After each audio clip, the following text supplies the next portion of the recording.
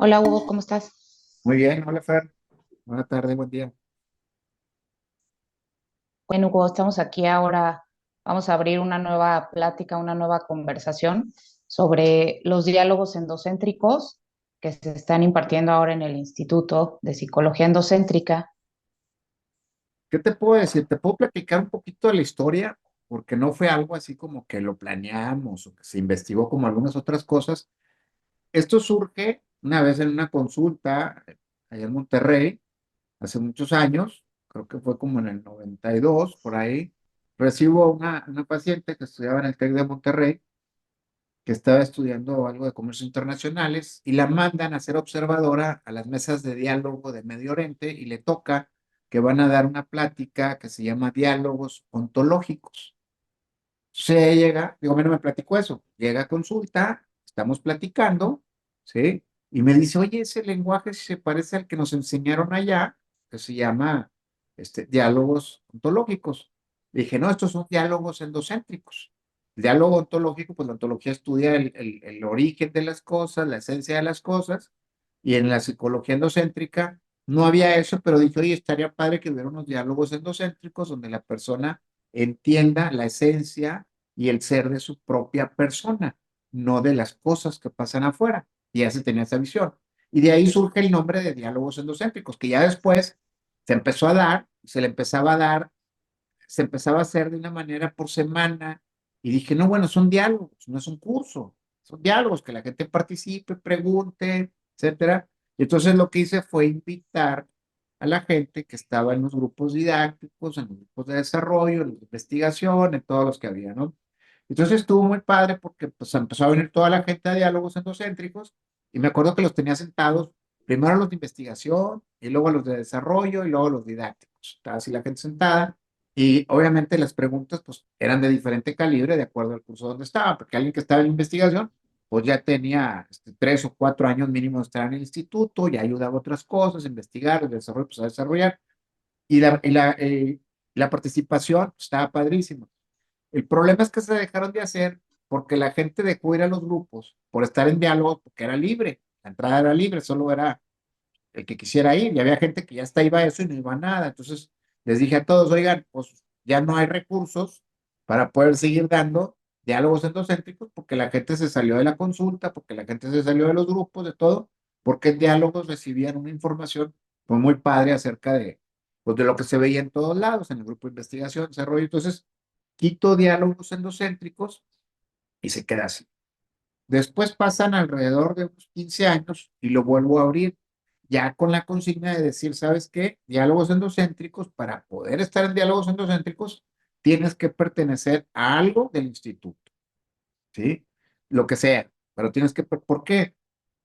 Por el lenguaje, por el planteamiento de la idea de lo que es lo endocéntrico, por su filosofía, no tanto porque tengan que dejar el dinero para que tengan que estar, sino porque se entendía diálogos endocéntricos, aparte de que empezó a mermar la economía del instituto, también empezó a llegar gente que no sabía pues, qué era ontología o qué era el diálogo endocéntrico, no sabía nada del cerebro, no sabía. Entonces, sí pasaba cosas padres porque preguntaban cosas que ilustraban a más y todo, y se había hecho una bola muy grande de gente en diálogos, pero a final de cuentas, pues nos deteníamos muchos en conceptos muy básicos de gente que no había tomado nada y que volvía a replantear.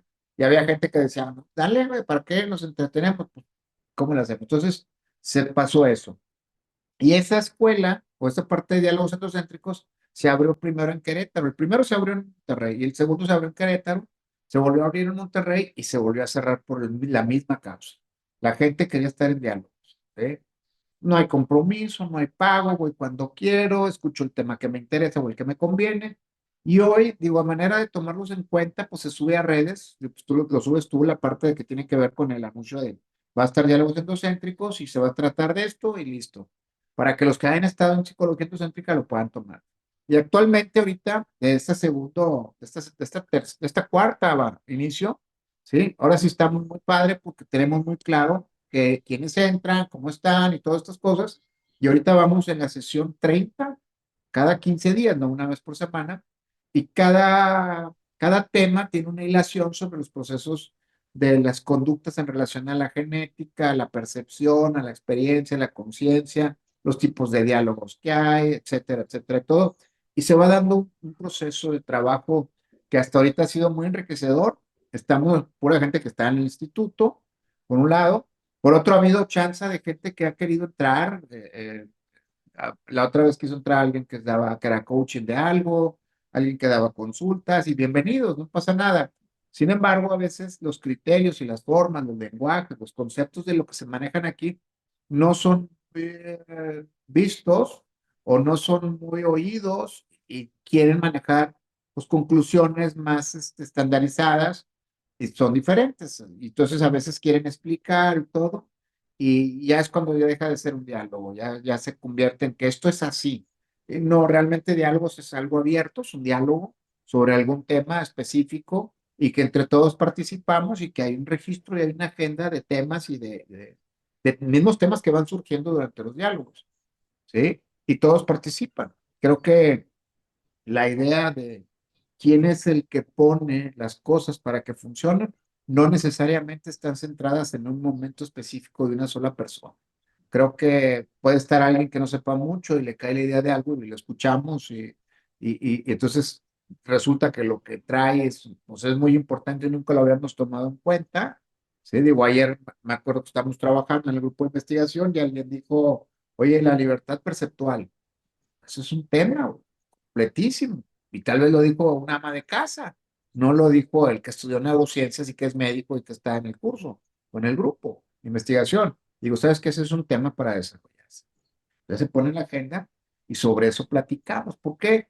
Porque el conocimiento no es del que sabe más, ¿sí? Es el que más se ha observado en sus procesos. Y esa es la parte central de diálogos endocéntricos. Así es como se formó, así es más o menos como está, y es el modelo. ¿Qué temas hemos visto? Pues hemos visto, por ejemplo, ahorita que vayamos repasando algunos, ¿sí? Que son los siguientes temas que vamos a estar viendo en estas entrevistas, vamos a ir repasando algunos detalles de esto, sin querer abarcar mucho ni replicar otra vez los temas, pero porque pues, cada sesión son 2, 3 horas, pero sí tocar algunos temas que puedan dar otra luz a la gente cuando los escuche, si es que sirven. A mucha gente puede que no les sirvan o que no se les hagan reales o no se les hagan dirigidos, etcétera. Hay que acordarnos que estos diálogos endocéntricos o surgen del diálogo de todos los que participamos ahí. ¿Sí? No es algo académico, no es algo didáctico, es un diálogo. ¿Sí? Entonces ahí salen cosas importantes de cualquier persona, bueno, de los que están dentro del instituto. Diálogos, pues hemos visto, por ejemplo, el problema de desarrollo, los sentidos que se desarrollan, que el oído es primero, etcétera. Vemos, por ejemplo, todo lo que vimos de movimientos de la mente, cómo se mueve la mente, las cosas que traemos dentro, a cuáles hacerles caso, cuáles no. Vimos los tipos de lenguajes, de comunicación que hay, qué lenguaje utilizar para qué. Vimos el origen de todos los procesos, vimos lo que es la parte de la percepción, el proceso intermedio entre la percepción y la experiencia, ahí fue, desde de la percepción y la experiencia, y vimos también la situación de cómo hay un paso intermedio entre la percepción y la conciencia y la experiencia, que se llama experimentación. Vemos cómo se hace toda esa parte de ese trabajo, y son temas, ¿sí? Digo, si tú le preguntas a un neurólogo qué es la experimentación, usted va a decir, no, eso en neurología no nos importa el proceso de lo que hace el cerebro cuando tiene una experiencia. Y nosotros decimos, ¿sabes qué? Es que yo me anticipo y genero unos mapas en mi cabeza, posibles escenarios, y esa experiencia, aunque no exista como tal, es una experimentación y genera una química que tiene una impresión de experiencia en el cuerpo y termina teniendo efectos que aparte predisponen a la experiencia cuando es, y a veces ni nada que ver la experiencia con esa predisposición, que es un paso intermedio. Vemos temas así como esos, ¿sí? Que a la gente nos puede ayudar sobre todo a cómo estamos coincidiendo nuestro proceso con lo que está pasando afuera y poderle dar otra óptica a la experimentación, a la experiencia, o no adelantarme, o fluir, o esperar, etcétera. Los tiempos de la experimentación fueron otros temas que dimos, pero bueno, en fin, ya los iremos repasando todos. Sí, por ejemplo, ahorita me surge la duda, en la sesión 1 para iniciar con este nuevo ciclo de diálogos, ¿cómo fue la introducción? Porque hay muchas personas que son nuevas, que llevaban poco tiempo en los cursos. En la primera sesión hablaste del lenguaje, de los diálogos y la comunicación. Eh, Sí, ¿Cómo bueno, les diste como es- esa parte mira, para adentrarse en el lenguaje de... primero la gente no sabe que hay varios lenguajes que maneja el ser humano, ¿sí? Digo, sabemos el lenguaje verbal, el no verbal, eso todo el mundo lo tenemos claro, pero también el cerebro maneja en sus propios procesos un lenguaje. Y por ejemplo, el cerebro, su lenguaje es a través de imágenes. Si tú le dices a tu cerebro que quieres hacer algo verbalmente, no va a pasar. Al cerebro necesitas imaginarte qué es lo que quieres que pase, el cerebro lo entiende y empieza a ver afuera las cosas y las empieza a recopilar para ti como tú se las pediste, porque las imaginaste. Para el cerebro, dentro de los lenguajes, pues hay que entender que para el cerebro no existe, si tú imaginas, está pasando para el cerebro. Si tú visualizas, está pasando para el cerebro. Si tú futureas, está pasando para el cerebro. Si tú recuerdas, está pasando para el cerebro. Y se desata toda la química que se requiere. ¿Sí? Si yo te digo, oye, tienes que pagar las tarjetas tal día, pues la química del cuerpo empieza y cuánto tengo y cuánto de dónde lo voy a sacar y cómo lo voy a hacer, etcétera. Y empieza toda una química y todo un proceso de algo que todavía no llega y todavía es inexistente. ¿Sí? Entonces, para el cerebro, todas esas cosas ocurren. Y el yo es el que las discrimina, o el que se avienta un lenguaje y dice, cálmate, relájate, todavía no, te falta esto, falta mucho. Si la hace la vez pasada, ya, ¿sí? Pero para el cerebro es la parte visual, ¿sí? Por ejemplo, que tienes una gripa, te sientes mal físicamente, si tú le dices a tu cuerpo, ya, por favor, quiero que te sientas mal, quiero que te sientas bien, el cuerpo no va a entender. Si te imaginas cosas donde quisieras estar y todo, tal vez pueda, pero el lenguaje del cuerpo es un lenguaje sensorial. Y la gente no conoce el lenguaje sensorial. ¿Cómo imaginar? Así como imaginas en tu cabeza, ¿sí? Hay una palabra que se llama sensorializar. Y tienes la sensación en el cuerpo y dices a tu cerebro, así es como quiero estar. La gente no lo conoce. En diálogos endocéntricos, aparte de que se explica, se hacen ejercicios para que la gente, así como sabe visualizar, también sepa sensorializar. Así como sabe sensorializar, también sepa lo verbal, cuándo se tiene que ocupar con lo sensorial o con lo visual, para generar una comunicación con estas partes, con el lenguaje correcto, en el momento correcto, para hacer las modificaciones necesarias. ¿Sí? Un dolor es sensorial. ¿Sí? Y habría que detectar, por ejemplo, ahí se les dice, bueno, una cosa es el dolor y otra cosa es el sufrimiento. El dolor dura tanto, dura 45 segundos y el sufrimiento todo el tiempo que recuerdas eso. Entonces, a nivel sensorial, el saber esto, junto con cómo comunicas o sensorializas a tu cuerpo alguna señal que le estás dando, pues hace que cambien o se modifiquen las cosas. El hecho de saber que el dolor en el cuerpo dura 45 segundos y si no, te desmayas o entras en shock, ¿sí? Ya la persona sabe que si le sigue después de 45 segundos el dolor, se llama sufrimiento. Quiere decir que se está acordando. Sufrimiento es una memoria del dolor. Entonces, cuando empiezas a ver esto, pues ya sabes que hay una comunicación, sabes cuánto tiempo se tarda, qué está pasando, y tienes otra óptica de esto solamente por saber o platicar estas cosas. O simplemente ponértelas a observar, te da otro contexto totalmente diferente sobre lo que estás experimentando. Hablabas también en esta primera sesión sobre dónde, en qué parte del cerebro surge el lenguaje, toda esta parte, entiendo que se trabaja también en diálogos desde toda la parte científica a Mira, la aplicación te ya voy a decir, de, diálogos no es ningún trabajo personal. No es un ok, tema que se dé para que la gente entienda algo y arregle algo. Diálogos ujú, es un diálogo, ¿sí? Se expone un tema y todos platicamos sobre el tema y se acabó la sesión, ¿sí? No es para entender neurología, no es para entender mi neurología y las conductas que tengo, no es para entender o resolver un problema que tengo con mi pareja no, simplemente es un diálogo. Un diálogo pues, es la manera en la que te cuentan las cosas, es en la manera, cuando te las cuentas es como las estás viendo, desde tu entorno, es como tu cerebro trabaja y las identifica y te las presenta a través de un diálogo y lo que estás viendo en el entorno, y eso habla de tu estructura personal. Realmente no existe un trabajo específico en diálogos. Diálogos es una plática, que en algunos momentos que se ve algún tema y queremos llegar más a fondo, tal vez hagamos una exploración del significado personal o saquemos un túnel de impresión de experiencia, o sea, que se está imprimiendo en tu sistema. nervioso a través de lo que se está experimentándose o la experiencia que se tiene, y tal vez arreglemos o entremos a ver algunos temas más de tipo perceptual, o sea, ¿qué estás percibiendo? ¿Qué construyes con la percepción? ¿Qué experiencia construyes? ¿A dónde te llevas con eso? A veces el hecho de entender este lenguaje tal vez medio fragmentado en partes de proceso, por ejemplo, para crear una experiencia, el hecho de que lo veas, pues ya la persona empieza a decidir, sin darse cuenta, empieza a decidir, o sea, bueno, si se da cuenta, empieza a decidir qué emoción elegir para cierta experiencia. ¿Me explico?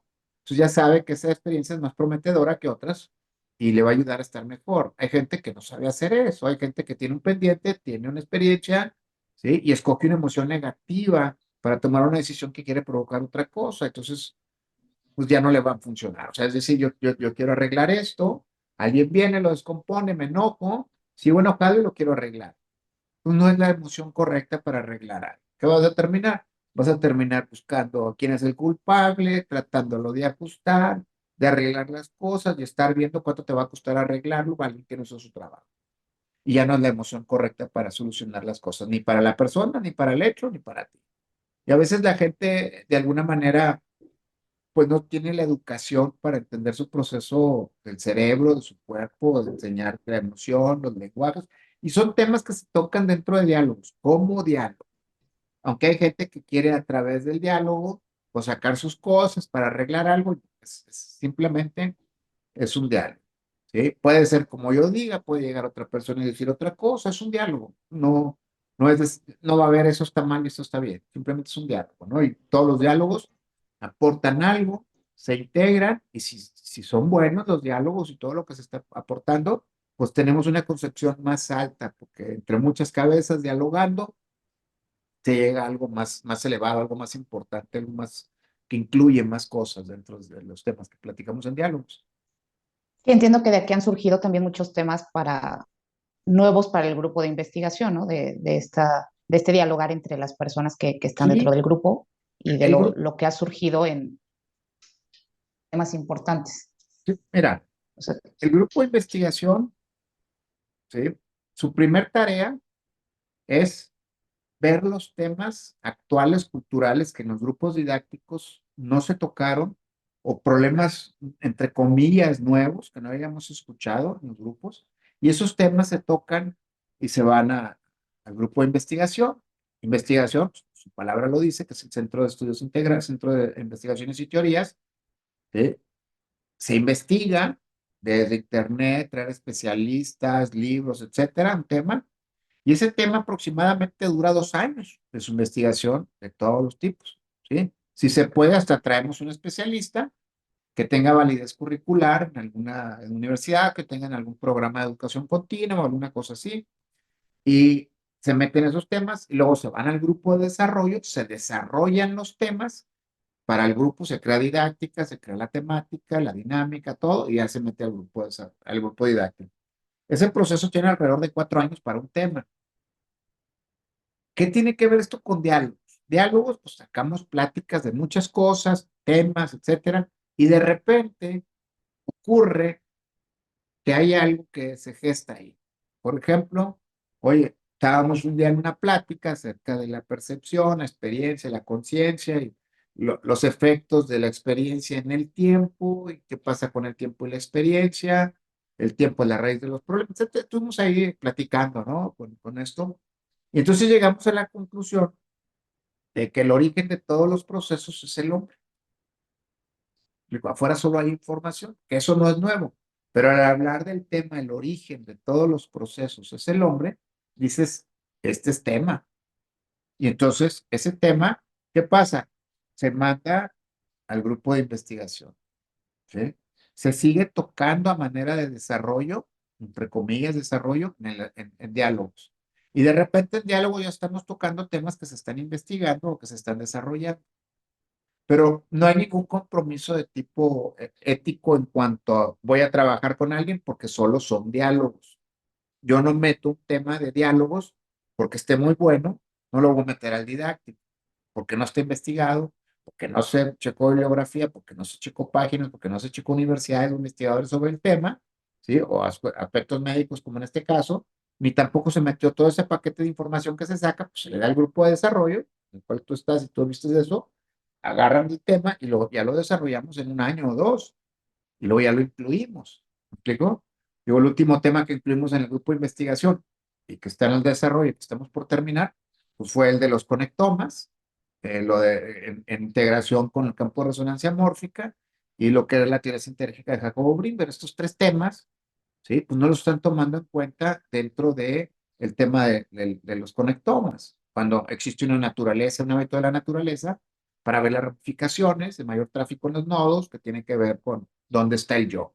¿Me explico? También tiene una parte de la herencia, que son esos hábitos de la naturaleza que hacen que tengan un entramado, un tráfico neuronal en alguna zona que identifique lo que posiblemente podría ser la parte de la identidad familiar a la cual perteneces y que tenga cierta expresión, pero también existe que todo ese entramado de la herencia, más toda la parte de los conectomas, pues existe la manera de crear una experiencia, que es la teoría sintérgica de Jacobo Grinberg. Entonces, integrar todo este modelo, unos temas ya conocidos y reinvestigados para muchas formas, tomados con los modelos nuevos de los conectomas, juntas todo eso y nos sale un tema para desarrollo. Y el desarrollo ya se incluye la didáctica, la temática, lo que se tiene que explorar, los procesos para el grupo didáctico, cómo se va a hacer el siguiente año, ya que acabemos este.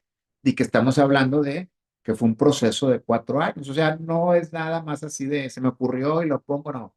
Sí se me ocurrió, pero sí hay que darle forma, hay que darle fondo y dinámica al proceso, ¿no? Y que realmente abarque parte de los criterios de los grupos didácticos. Y hay veces que sí, de aquí de la escuela de diálogos se va al grupo de investigación.